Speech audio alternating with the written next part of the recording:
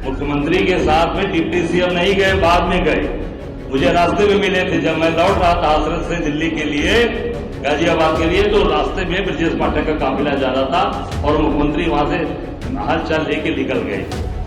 ये आपस की लड़ाइयों में पूरा प्रदेश पिस रहा है और पूरी तरह से जो इस तरीके के गाड़ी रोक करके अभियान चल रहा था, इससे हम सहमत नहीं है। इस अभियान को रोका जाना चाहिए। तो विभाग को कौन ध्यान देगा? वो तो चाहते हैं कि मुख्यमंत्री हट जाए, हम बन जाए। क्यों कहलवाते हो सीधी बात? तो जब खुद ही वो मुख्यमंत्री बनना चाहते हैं तो विभाग कौन देखेगा?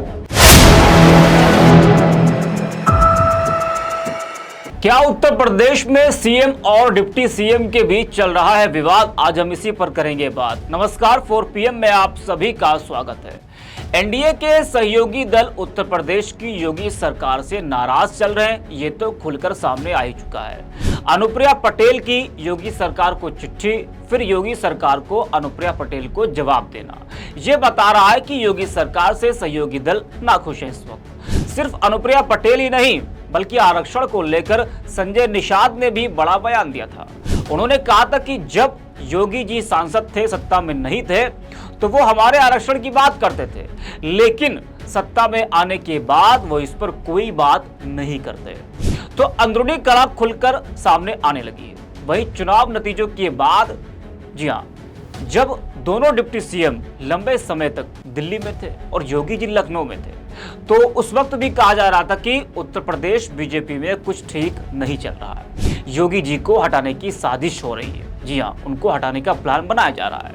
नतीजों के बाद यूपी बीजेपी में ऐसा नहीं कि सिर्फ सीएम और डिप्टी सीएम के बीच नाराजगी की बात हो रही हो, बल्कि बीजेपी के तमाम नेता आपस में ही भिड़े जा रहे हैं। हार का ठीकरा एक दूसरे के ऊपर फोड़ा जा रहा है। समीक्षा बैठक में मार तक हो जा रही है। पश्चिम यूपी में आपने देखा संजीव बालियान, संगीत सोम के बीच में किस तरह का विवाद रहा। वहीं अब विपक्षी नेताओं की तरफ से ऐसे बयान सामने आ रहे हैं कि बीजेपी के अंदर कुछ भी ठीक नहीं चल रहा है। बता दें कि पहले अरविंद केजरीवाल, फिर अखिलेश यादव और अब कांग्रेस प्रदेश अध्यक्ष अजय राय ने भी बड़ा बयान दिया है। हाथरस हादसे को लेकर वो कांग्रेस कार्यालय में प्रेस कॉन्फ्रेंस कर रहे थे। उन्होंने इस हादसे को लेकर यूपी सरकार को जिम्मेदार बताया। साथ ही उन्होंने कहा कि हाथरस की घटना उत्तर प्रदेश सरकार की विफलता है। कल मुख्यमंत्री ने हाथरस का दौरा किया और बाद में उप मुख्यमंत्री ब्रजेश पाठक भी वहां गए। वे एक साथ नहीं गए, यह अंदरूनी कला को दर्शाता है। उन्होंने कहा कि जब मैं मौके पर पहुंचा तो मुख्यमंत्री वहां मौजूद थे और उप मुख्यमंत्री ब्रजेश पाठक उनके साथ नहीं गए थे। वो मुख्यमंत्री के जाने के बाद मौके पर पहुंचे। पूरा राज्य इस अंदरूनी कला के कारण पीड़ित है। उन्होंने भगदड़ में मारे गए लोगों के परिवार को 1 करोड़ रुपए और घायलों को 25 लाख रुपए मुआवजा देने की कांग्रेस की मांग दोहराई है। उन्होंने कहा कि हम यह भी चाहते हैं कि घटना की न्यायिक जांच उच्च न्यायालय के मौजूदा न्यायाधीश से कराई जाए, न कि सेवानिवृत्त न्यायाधीश से। क्या कुछ कहा है अजय राय ने, वो आपको सुनाते हैं। सबसे पहले मैं जो उत्तर प्रदेश के इतिहास में सबसे दुखद और सबसे, मैं कहूं, बड़ी घटना हुई है हाथरस की। मैं भी 30 साल से सक्रिय राजनीति में हूं। इतनी बड़ी घटना आज तक मैंने न सुना है न देखा है। यहाँ पे हम सब लोग उस पर शोक व्यक्त करते हैं, दुखद करते हैं। मैं स्वयं कल वहां गया था। वहां जाके अस्पताल में गया, लोगों से मिला और जो वहां की जो सोखना है गांव है, वहां गया। अनुसूचित बस्ती है और सब गरीब अनुसूचित जात के ही लोग उसमें उनकी मृत्यु हुई है। पूरी तरीके से कोई व्यवस्था नहीं की गई, उस पर कुछ नहीं किया गया। और जहां तक जानकारी आई वहां पे कि 80,000 का परमिशन उन्होंने लिया था और 2.5 लाख या उससे भी ज्यादा लोग वहां पर उपस्थित थे। और उनकी सुरक्षा में साहब एडीजी ने बताया कि केवल 40 पुलिस वाले उनकी सुरक्षा में लगे थे, केवल 40 लोग रिकॉर्ड में है। और पूरी तरीके से व्यवस्था फेल। हॉस्पिटल में भी आप देखे होंगे, उनको टेम्पो रिक्शा में भरकर ले जाया गया। एम्बुलेंस की कोई व्यवस्था नहीं की गई और जिलाधिकारी को उसकी जानकारी तक नहीं थी कि कार्यक्रम कैसे हो रहा है और कैसे उसको परमिशन मिली है, क्या है, कुछ नहीं बता पाए। 1:30 बजे की घटना है और उत्तर प्रदेश शासन के संज्ञान में 3 घंटे 4 घंटे बाद ये घटना आई है। 3 घंटे 3.5 घंटे बाद। ये सोच सकते हैं कि किस तरीके का जंगल राज चल रहा है उत्तर प्रदेश, जो लगातार हम लोग पहले से कह रहे हैं कि जंगल राज कायम है। देखा आपने कि वहां पे लोग एम्बुलेंस बुला रहे थे और एम्बुलेंस फोन करते करते कोई फोन नहीं, एम्बुलेंस नहीं आई और एम्बुलेंस में भी घोटाला चल रहा है। एक आप ही लोगों ने दर्शाया कि एक ही नंबर से 30 बार फोन जाता है एक एम्बुलेंस के लिए। एक ही नंबर से केवल एम्बुलेंस बुलाई जाती है। ये रिकॉर्डेड है पूरा और ये इस तरह की फर्जी वाला इसमें चल रहा है। इसलिए पूरा का पूरा ये जो आपकी ये घटना घटी हाथरस वाली, ये पूरी उत्तर प्रदेश सरकार की नाकामी, उत्तर प्रदेश सरकार के पूरे ये केवल और केवल आपस में जो इनकी लड़ाइयां चल रही हैं, आपस में झगड़े चल रहे हैं। कल आपने देखा होगा कि जब मैं वहां पहुंचा तो सीएम साहब थे और इससे ये साबित होता है कि सीएम के बाद डिप्टी सीएम भी पहुंच गए थे। ब्रजेश पाठक साथ में नहीं गए, मुख्यमंत्री के साथ में डिप्टी सीएम नहीं गए, बाद में गए। मुझे रास्ते में मिले थे जब मैं लौट रहा था हाथरस से दिल्ली के लिए, गाजियाबाद के लिए, तो रास्ते में ब्रजेश पाठक का काफिला जा रहा था और मुख्यमंत्री वहां से हालचाल लेके निकल गए। ये आपस की लड़ाइयों में पूरा प्रदेश पिस रहा है, जिससे ये मैं समझता हूं कि पूरी की पूरी ये घटनाएं, जो चीजें जो घट रही है उसकी व्यवस्था नहीं कर पा रहे, अस्पताल की व्यवस्था, एम्बुलेंस की व्यवस्था नहीं कर पा रहे। ये बहुत ही दुखद घटना है। हम लोगों ने मांग किया था कल कि जो मृतक है उनको 1 करोड़ रुपए मुआवजा दिए जाए, एक नौकरी परिवार को, जो घायल है उनको 25 लाख रुपए दिए जाए। तो सुना आपने किस तरह से अजय राय ने कहा कि बीजेपी में आपस में कुछ भी ठीक नहीं चल रहा है। जब मुख्यमंत्री हाथरस गए तो साथ में डिप्टी सीएम नहीं गए, बल्कि मुख्यमंत्री के जाने के बाद डिप्टी सीएम ब्रजेश पाठक वहां पहुंचे। ये अंदरूनी कला को दर्शाता है। वही आपको याद होगा चुनाव नतीजों से पहले दिल्ली के मुख्यमंत्री अरविंद केजरीवाल ने भी कुछ ऐसा ही बयान दिया था। उन्होंने कहा था कि अगर बीजेपी बड़े अंतर से जीतती है तो मुख्यमंत्री योगी आदित्यनाथ की छुट्टी तय है, उनको हटा दिया जाएगा। उस वक्त केजरीवाल के इस बयान पर जमकर सियासत हुई थी और उत्तर प्रदेश की राजनीतिक गलियारों में तरह तरह की चर्चाएं हो रही थी। वहीं सपा अध्यक्ष अखिलेश यादव ने भी कुछ ऐसा ही बयान दिया।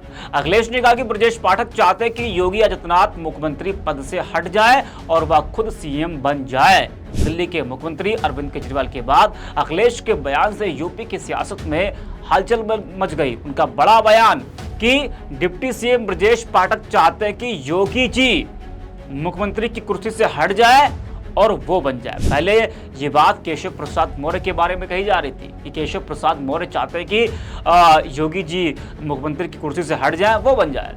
लेकिन अब ब्रजेश पाठक का भी नाम जोड़ा जा रहा है कि वो चाहते हैं सीएम बनना। क्या कुछ कहा था अखिलेश यादव ने, वो आप सुनिए। सरकार जिम्मेदारी से भागना चाहती हो, ये कॉन्स्पिरेसी तो है। जैसे ये सवाल पूछा, ये पार्ट ऑफ कॉन्स्पिरेसी है। ये जो सवाल पूछा था एक हमारे पत्रकार साथी ने, ये पार्ट ऑफ कॉन्स्पिरेसी है और पार्ट ऑफ ये कि ध्यान हट जाए हमारा। अखिलेश जी, हर बार एसओपी बनती है लेकिन वो फॉलो नहीं होती। इस बार भी नहीं एसओपी बनाई गई है, जो समाज में भी ये हुआ था। आप क्या कहें? देखिए, सरकार को फुर्सत ही नहीं है ना। मैंने आप ध्यान नहीं दिया मैंने क्या कहा था। जब इस विभाग के मंत्री कुछ पॉलिटिकल अपना स्वास्थ्य बेहतर करना चाहते हैं तो विभाग को कौन ध्यान देगा? वो तो चाहते हैं मुख्यमंत्री हट जाए, हम बन जाए। क्यों कहलवाते हो? सीधी बात।